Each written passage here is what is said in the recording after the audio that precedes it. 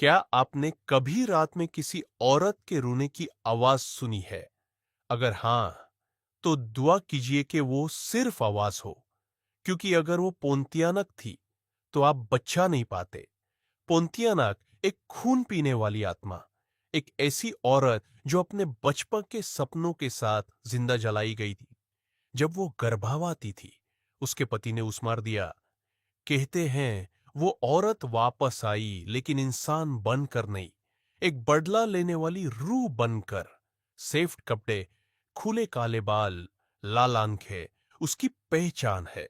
लोग कहते हैं अगर तुम्हें रात में एक औरत के रोने की आवाज सुनाई दे और वो आवाज पास से आए, तो डरना मत, क्योंकि इसका मतलब है वो अभी दूर है।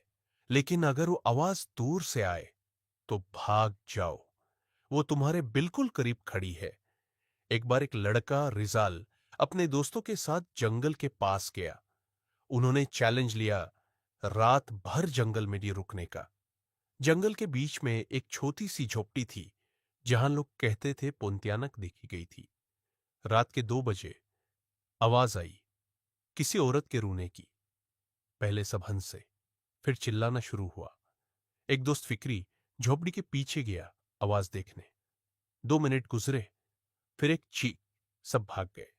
सुबह फिक्री का चेहरा मिला, लेकिन उसका जिस्म नहीं, सिर्फ एक खून से भिगा स्कर्फ और पेड़ों पर फ्रेश स्क्रैच मार्क्स।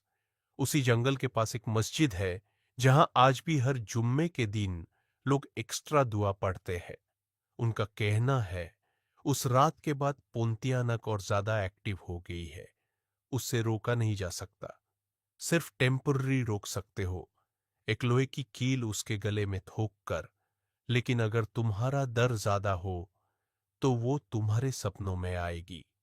सपने में वो सिर्फ देखती है, और जब तुम उठते हो, तुम्हारे गले के नीचे एक निशान होता है, जैसे किसी ने उंगली से दबाया हो। मलेशिया और इंडोनेशिया के कई इलाकों में लोग अब भी बकों के पलने के नीचे लहसू रखते हैं। कहते हैं वो पुंतियानक को दूर रखता है। पर एक कहानी है एक माँ की, जिसका नाम अनीता था। उसके बच्चे बार बार रात को रोकर उठते थे। सीसीटीवी लगाया गया। रात को 3 बजे 10 मिनट एक सेफ्ड सी शाकल पलने के पास झुकती दिखी। अगली सुबह सीसीवी फुटेज डिलीट थी, और अनीता के हाथ पर लिखा था, वो मेरा था। क्या आप यकीन करते हो पुंत्यानक में? या जब तक वो सामने ना आए, तब तक सब कुछ सिर्फ कहानी है।